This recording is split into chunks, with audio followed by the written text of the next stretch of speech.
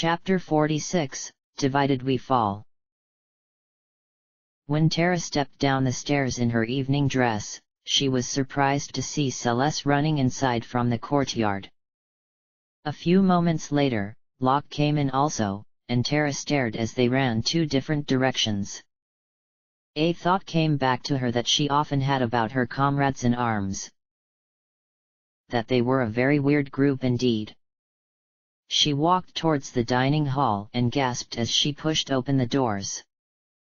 Everything was brilliantly lit, all 12 of the hall's chandeliers blazing and glittering. A couple of maids were still setting silverware and glasses, but Edgar was standing at the head of the table, observing it all. Chere at once thought he looked very regal and fine, in an all-black royal garb including an ebony cape that made a deep contrast with his pulled-back golden hair and ocean eyes. Edgar tilted his head some, and Chere smiled more, realizing just how handsome the King of Figaro was. However, that thought quickly faded when she realized he was just trying to peek under the maids' skirts. "Edgar!" Chere cried, and Edgar immediately looked up, not a trace of shame on his face. "Chere!" he exclaimed. "My, don't you look a vision tonight? White looks so beautiful on you, and your hair is so thick and voluptuous when it is down. You should take up that look more often." "I would, but I find it difficult to fight for my life in formal wear," Chere replied dryly. He merely laughed and came to her, wrapping her arms around her waist and swinging her around as if she were his bride. Chere turned red and looked around, making sure no one could see them. "Edgar, my dear friend, I am not your toy." Edgar set her down and winked. "Not yet, my sweet brother, honestly. You need to keep all appendages of your body to yourself," Sabin groaned, sailing in and looking very handsome himself, being that Chere had never seen him anything more than some sort of shorts and muscle shirt ensemble. "I agree," Chere smiled, and walked towards the table, where Sabin rushed over to pull out a chair for her.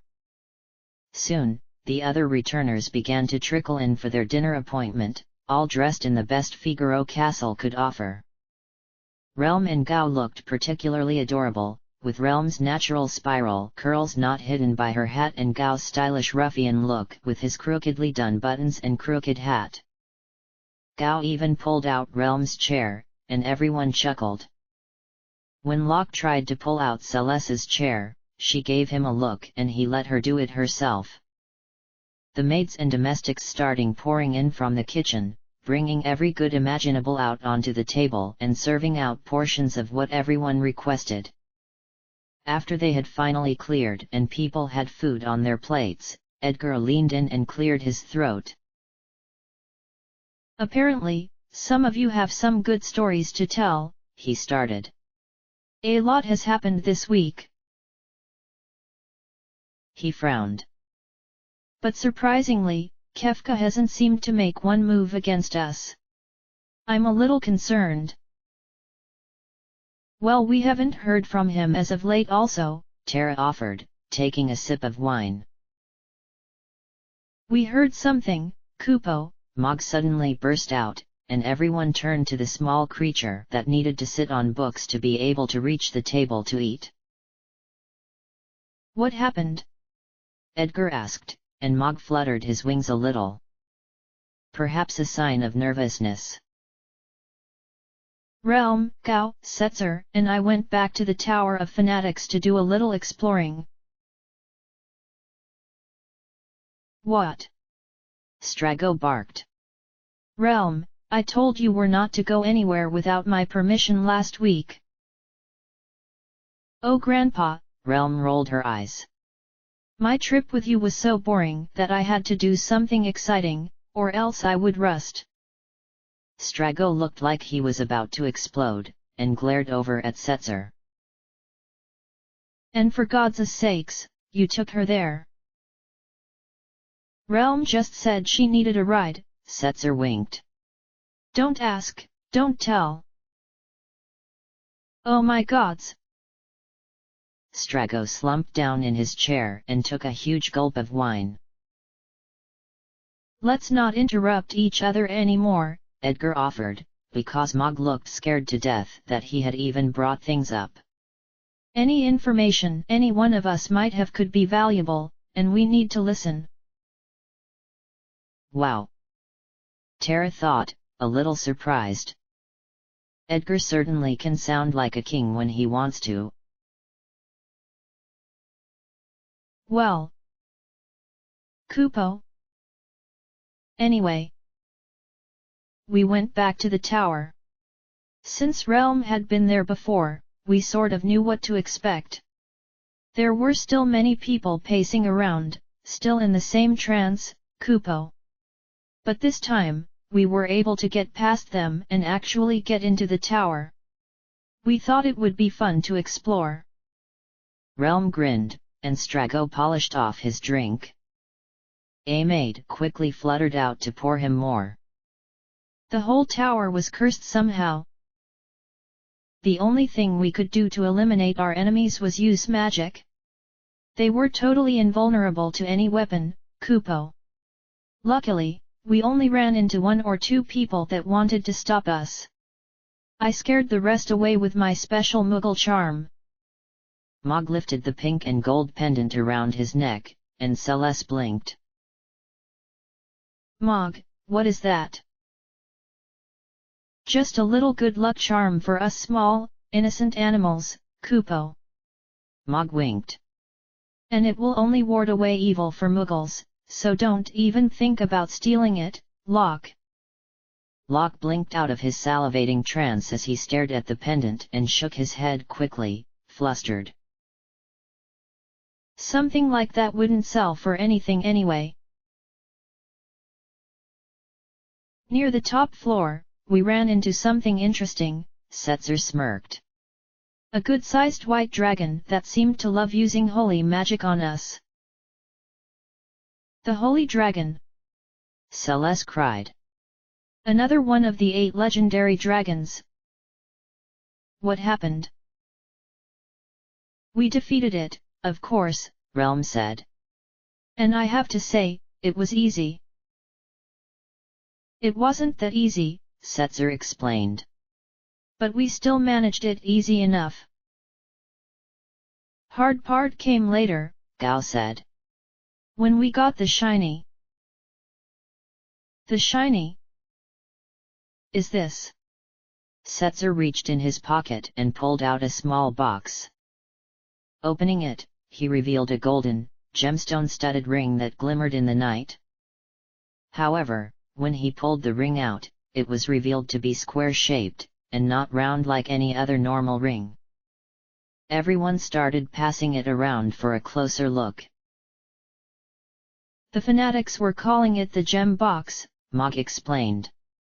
And they were mad when we took it. They said it was a treasure for Master Kefka. Really? Cyan took the ring, looking it over and slipping it on his finger. Nothing happened.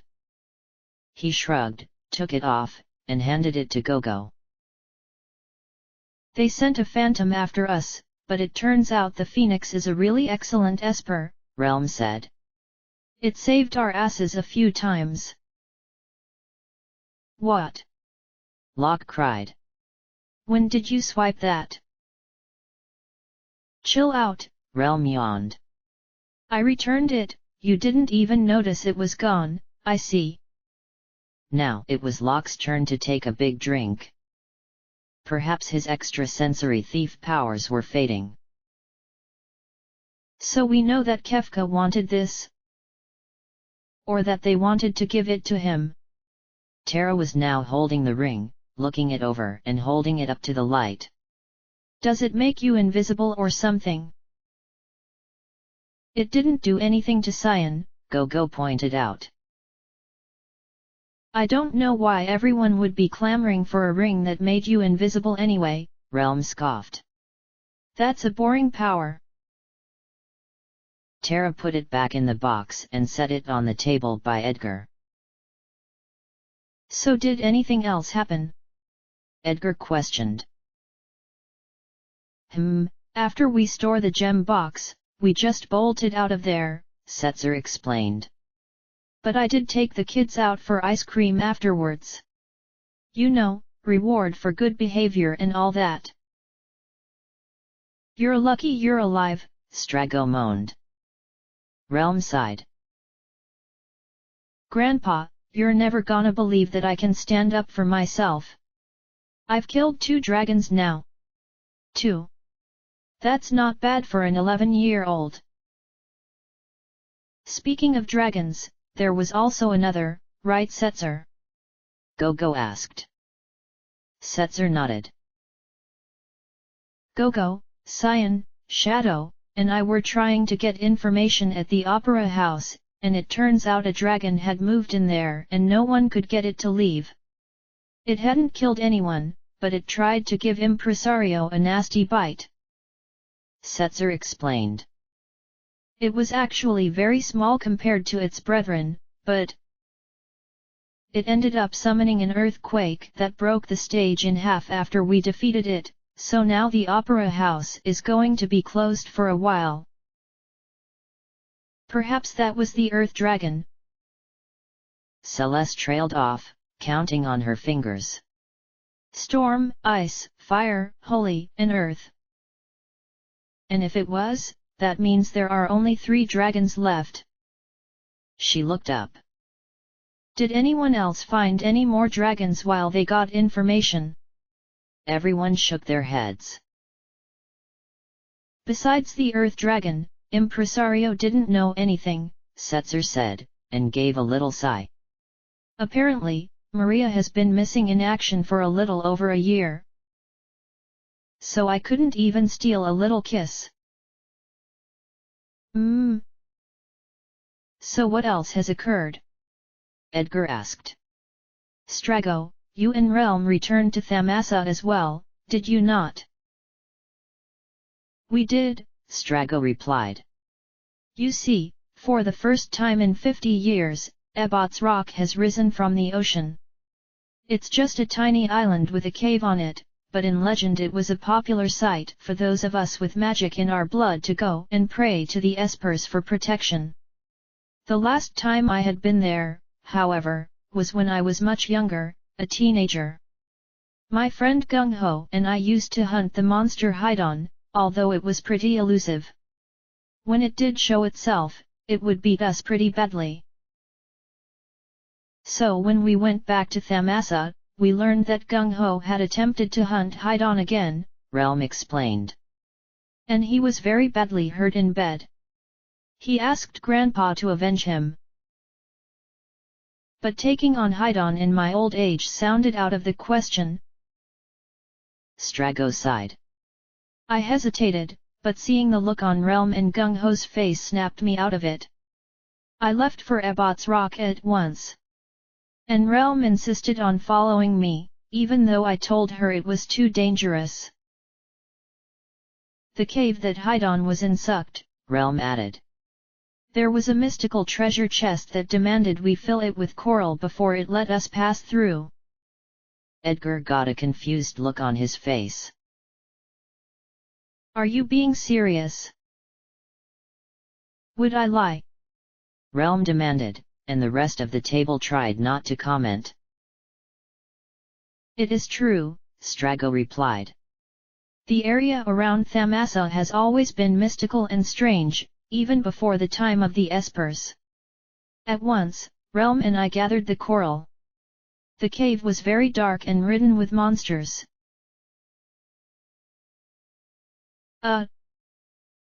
Yeah, those wild chickens that had gotten in there were crazy, Realm mumbled.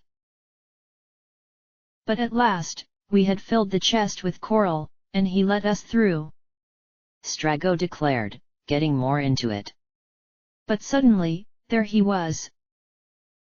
The phantom beast Hydon. He was as ugly as I remembered him, a mess of green, rotting, messy flesh with 6 heads. Realm and I were so brave as we struck it over and over again with our staves and cast the mightiest of blue magic spells. Finally, we struck height on down, and I was able to learn the greatest blue magic lore ever written in our tomes. The Grand Train. Cyan and Sabin's ears perked up at the idea of a magical train spell, thinking back to their little adventure on the Phantom Train. Yeah. Realm rolled her eyes. So we went back, told Gung Ho he was avenged, and Grandpa spent the entire night retelling the tale over and over to anyone who could listen. It was a party. The bad news is though, we didn't get any info about Kefka. Your bravery for your friend was absolute. Cyan exclaimed, tears of joy in his eyes. Surely you are one of the finest warriors of our land. Oh Cyan, it was the battle of a lifetime. Strago began to tell him more, and Realm looked away, resting her cheek against her hand. Edgar blinked and scratched his head. What was the battle with Kefka going to be? A bloody picnic? I raided all the locked buildings in Narsh, Locke offered. I found an old shield that looked like it had been rust to start out with, and the owner of the weapon shop was holed inside his bedroom. He gave me a sword he had forged. Called it the Ragnarok. What's it like? Celes asked. Just a sword, Locke smiled. Pretty lightweight though. I don't know, I don't think it's anything special. Haven't really had a chance to use it yet. I find that 99 of the time most things worth anything are the things you gotta steal. Oh dear. Chere laughed a little. She was pretty sure Locke was being dead serious. Oh. Gao exclaimed. Gao go back to Veld to get stronger, yes? Gao learn from cave that people gather together to fight the dinosaur that drive them from their home. People won. What? Celes gasped. Are you serious? The villagers killed the dinosaur. Maybe you inspired them, Sabin winked, and Celes blushed. Oh no. I am hardly an inspiration to anything. But I am glad that they found the strength and courage to take their village back. It makes me feel better. Edgar sighed and tapped his fingers on the table. So? We got various swords and rings and dragons, but unfortunately we are no closer to figuring out anything Kefka might have in store for us. Edgar sounded slightly sarcastic. If we just invade his tower and attack? Will that be a wise idea? Would that be an invitation for casualties? I'm afraid we might not have any choice. Sabin turned to his brother. Like it has been said before, we don't even know if Kefka knows of our existence. It would be the surprise of his life if he was only just finding out before we stop him. But still, to risk any of our lives, I don't want that. Edgar looked down, pensive. He clutched his hands into fists. Right, we don't seem to know much of anything. Celes trailed off. The last I heard from Kefka was when he attacked Sen. Things have been quiet since then. She sighed. But I am willing to sacrifice anything, including myself. Yes, me too, came a mumbled chorus from around the table. Being a returner and bringing the world back to the way it was meant, being willing to die. It was something they had all been willing to accept over the course of the past year, especially in the past few months together. Damn it! Edgar cried, slamming down his fists on the table. Everyone stopped talking and looked up at him. His face was scrunched up and red, and he was shaking. All we can say is I don't know. Kefka. That bastard. Somehow, I know he's just playing with us. Just like he was before the world's downfall. We were nothing but pawns in his game, and so many lives were lost. There was nothing we could do to stop what happened 1 year ago.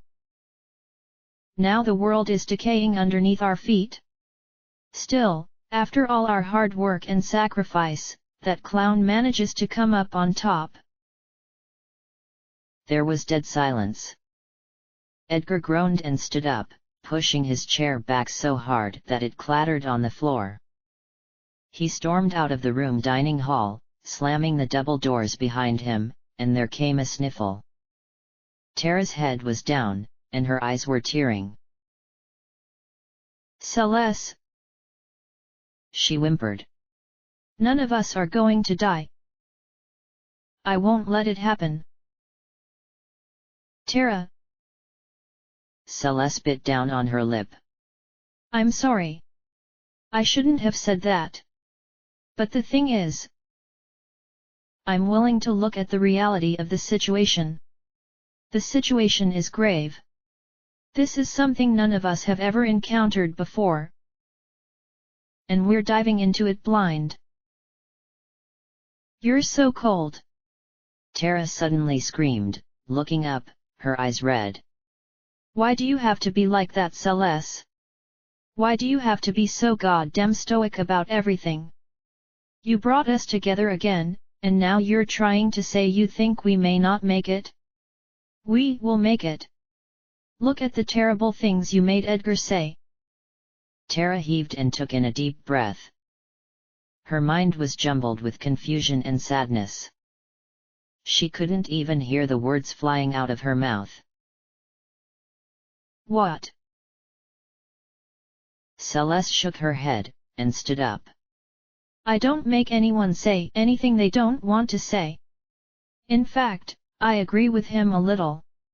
I've tried being hopeful through all this, but it's very hard to continue harboring that hope after all of our hard work that leads to nothing. I've tried to be brave, too, but you act as if I am heartless. I am not that woman anymore, Chere. Even though my body lives, General Celes Chere still died the day I threw myself off the island cliff. With that, Celes spun on her heel and ran out of the dining hall, also slamming the doors. Chere clasped her hand over her mouth, eyes widened. Locke sunk in his chair, and the others began talking all at once. Celes tried to kill herself. Locke trailed off. He looked at Sabin, who looked very uncomfortable. She told me she tried to commit suicide when she woke up and Sid had died, Sabin replied quietly. But she survived the fall and woke up. That's when she found your bandana and decided to make her way to the rest of us. Locke rested his hand on his forehead, feeling dizzy. Thank you for saving me. You'll never know. You'll never know just what you did when. Locke turned back to Sabin. What other secrets have you been keeping, eh? Sabin turned red. I'm not keeping secrets, he cried. It's not like that, Locke. Locke, disturbed enough as it was, got up and made his exit as well, throwing up his arms and cursing. Sabin slid his fingers through his hair and let out a loud sigh. Oh my gods! Chere shook her head and moaned. All of this building tension and pain. I've been trying to shake it for too long, and it has gotten the best of me. Look at what I've done. It's okay, it's no one's fault, Sabin offered, giving Chere a tight hug. This is too stressful for all of us. It's frustrating, not knowing what to do next and how to go about doing it. We're going to fight this the best way we can, and the best way is without anyone having to die. We just have to figure it out. Cyan sighed and pushed away his nearly full plate of food. I need to meditate on all of this. I need to go back to Doma and be with Elaine and Owain. Hey! I'll come with you, Sabin replied. If you would like the company. Locke will probably lynch me if I stay here tonight. I'll keep you company as well, Shadow replied a little gruffly. He had to admit he had a slight connection with the two idiots who had dragged him with them through the phantom train together. Plus, it would probably be hard for Cyan to go back there alone. Doma? I've never been there, Kupo. Mog exclaimed. Mog will come too. Thank you, my dear friends. Cyan smiled. What a lucky star I must have been born under to have you. I would like to only go for the evening. I feel that will be enough time. Well, if everyone is leaving, then I am going to bed early, Realm declared. Y'all should make up or whatever and stop being bitches so we can hurry up and kill Kefka. I want to get back to my painting in Jador. Yes. Bed sounds like a good idea, Chere mumbled, took a bite of food. Everyone began to go their separate ways for the night. The boys who were planning to go to Doma went outside to warm up the airship. Chere began to just aimlessly wander the castle, hoping that she would not run into anyone. Realm ran up the stairs to her bedroom in the palace, anxious to get some drawing in before she went to sleep. When she got to her bedroom, she jumped onto her bed, reaching over and grabbing her sketchbook from the nightstand. She flipped past a few pages, took a pencil, and first began writing out a diary entry, which she tried to do every day before she drew. The dinner was more interesting than I thought tonight. Turns out, everyone was really pissed off about Kefka and let it all out right in the middle of the meal. Grandpa is kind of mad at me because he found out I snuck off to the Tower of Fanatics with Gao, Mog, and Setzer. Locke is mad too because I borrowed his Phoenix Magicite. But I'm sure they will both get over it. Also, tonight Grandpa told everyone about what happened in Thamasa. It was boring to hear yet again, but I'm really happy that things worked out. Grandpa hasn't been the same since. He's been full of energy and actually cheerful. He felt so bad after we rescued him from the tower, and blamed himself every night for not being with me. I didn't want things to be like that though. I want Grandpa to know he is still the most important man in my life, and that he is my hero no matter what. Grandpa thinks that if I ever find my father, I'll abandon him. But I've told him over and over so many times that it was he who raised me and taken care of me, not my father. In fact, I think if I ever do meet my father, I will give him a big punch in the face first instead of a kiss. I'm sure Mother wouldn't mind. So, that's why I don't feel bad about what I did in Thamasa. I was surprised Gung Ho even agreed to do it. That man is more of a stubborn jackass than Grandpa. He was such a terrible actor though. I can't believe Grandpa really thought he was dying. Even I cringed at how bad it was, and I'm supposed to be the naive one. At any rate, at least it got Grandpa's ass out the door and to Ebot's Rock. Hopefully, Gung Ho will take our little secret to his grave. Or else I'll have to put him there early. Ha ha, I crack myself up. There came a knock on Realm's door. Quickly slamming her book shut and jumping up from bed, she ran to answer it. She was surprised to see Sabin standing there, considering she and him did not share many words that often. Sabin. Aren't you leaving to go Doma soon? Yeah. Sabin nodded. But there was actually something I wanted to ask you before I go. You're really the only person that can answer my question.